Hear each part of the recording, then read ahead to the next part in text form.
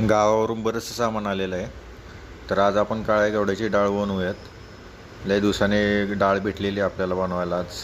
तर आपण भाकरीसोबत डाळ बनवणार आहे काळ्या घेवड्याची. एकटाच असल्यामुळं डाळ काही जास्त लागणार नाही. एक मूठभर पण भरपूर झाली आपल्याला.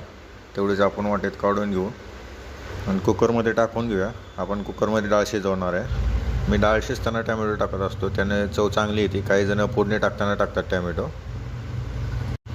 सो तुम्ही तुमच्या आवडीनुसार टॅमॅटोचा वापर करू शकता, पण शिजताना टाकलेलं बेटर राहील.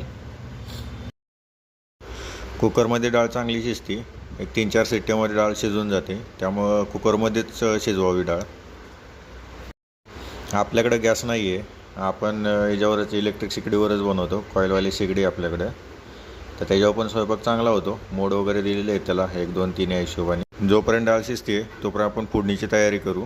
लसूण सोलून घेऊया आणि लसूण सोलल्यानंतर तो ठेचून घ्यावा जरा. अख्खा टाकण्यापेक्षा ठेचलेला लसूण चांगला असता, चव चांगली येते. कुकरच्या 3-4 शिट्ट्या काढून घेतल्या जातात आपण, त्यामुळे डाळ शिजली असेल चांगली.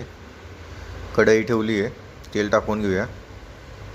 हे बघा, डाळ चांगली शिजलेली आहे. थोडीफार पळीने मॅश करून घ्यायची, म्हणजे मिळून येते चांगली डाळ.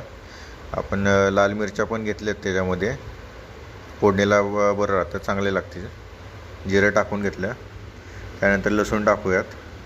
इथं आपल्याला मिरची टाकायची होती, पण ती लक्षात नाही राहिलेली.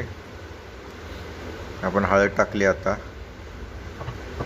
त्यानंतर आपण थोडीशी डाळ टाकून घेतली चटणी टाकायच्या आधी, कारण चटणी परत खाली लागते, करपते, काळी पडते.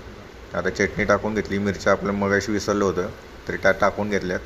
पण शक्यतो तेलात परता मिरच्या, टेस्ट चांगली येईल. वरनं टाकल्यावर एवढी टेस्ट येत नाही.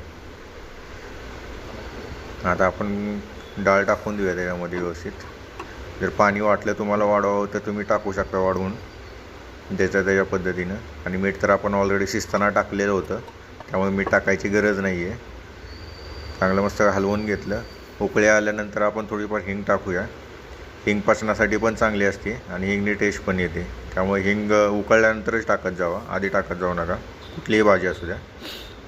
मस्तपैकी भाकरीचा काला केला गावरान, त्यामध्ये काळ्या घेवड्याची डाळ, मिरची, कांदा घेतलेला तोंडी लावायला. मस्त एकदम जेवण झालं.